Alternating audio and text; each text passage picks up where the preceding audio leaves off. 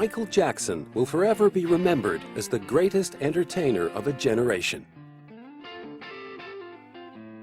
His groundbreaking dance moves, iconic vocal style, and countless hit singles have cemented him in the hearts and hips of legions of devoted fans around the world.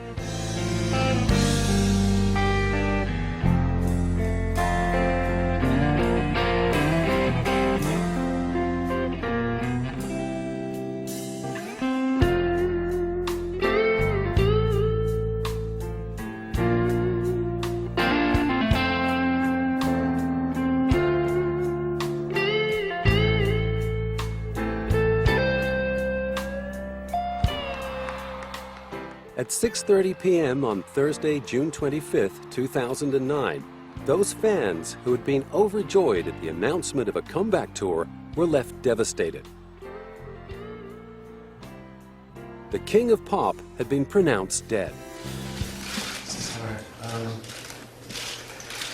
My brother, the legendary King of Pop, Michael Jackson, passed away on Thursday, June 25th, 2009 at 2:26 p.m. Found in his rented home in Bel Air at 12:30 p.m., news of Jackson's collapse had flown throughout the world, and when the terrible truth was finally revealed, loyal fans plummeted into despair.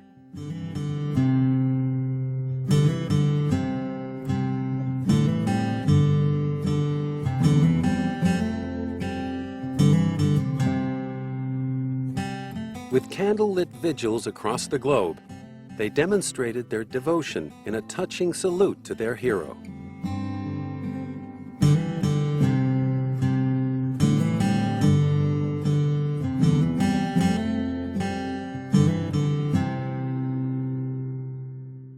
Many were struggling to come to terms with the realization that he was gone.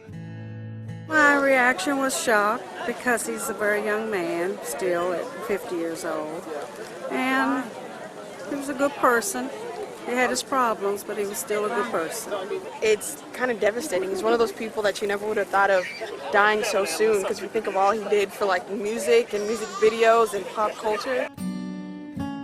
The Jackson estate in Encino, California, became a shrine to Michael, with flowers, balloons, and messages strewn along the walls and outside the gates, as fans gathered to pay their last respects.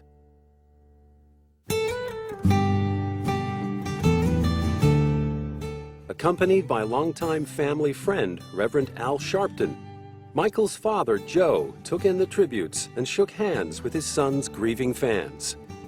And the family and I are very proud to see all of you come out here and help us with this whole situation, because we know that we do have fans all over the world. We know that we are loved all over the world. But one thing that I wish could have happened, I wish that Michael could be here to see all this, have to wait till something happened like this before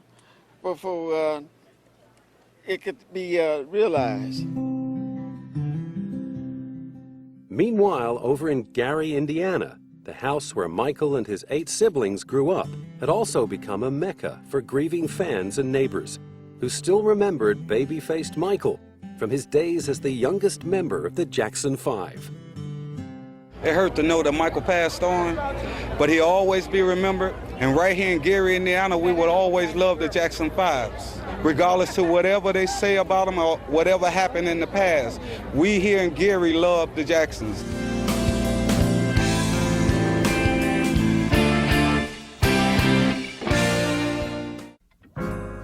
"25 miles southeast of downtown Chicago, the city of Gary was founded in 1906 by the United States Steel Corporation. It got its name from company chairman Albert H. Gary and was one of the first cities in the U.S. to elect an African-American mayor. It was here that former boxer Joseph Walter Jackson settled with his new wife Catherine in 1949. While Catherine got straight down to the business of raising children, Joe took a full-time job as a crane operator at the steel mill to support their growing family, although clearly his passion lay in another direction. In the mid-1950s, he embarked on a musical career, playing guitar in a band called the Falcons with his brother Luther. When the Falcons failed to score a record contract, the reality of having 7 young mouths to feed forced Joe to return to his old job at the steel mill. But before long, he'd begun pouring his creative aspirations into a family singing act made up of his 3 eldest sons. As the Jackson brothers, Jackie, Tito, and Jermaine were backed up on congas and tambourine by Marlon and 6-year-old Michael, who soon began to eclipse his older brothers with his singing and dancing talents.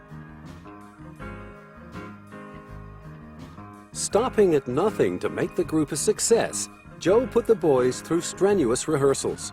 But there was no shortage of love and comfort to be found in the arms of their mother.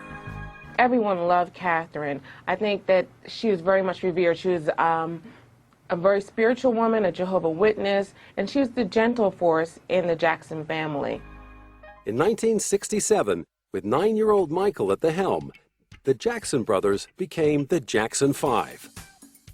After winning a talent show at a local high school, performing soul and R&B hits, Joe got busy booking his young prodigies into black clubs and venues around Gary and Chicago on the Chitlin circuit.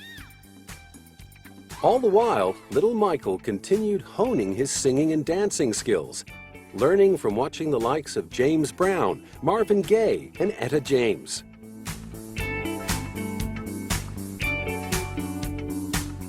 As their fame grew in and around Indiana, they began taking their act further afield.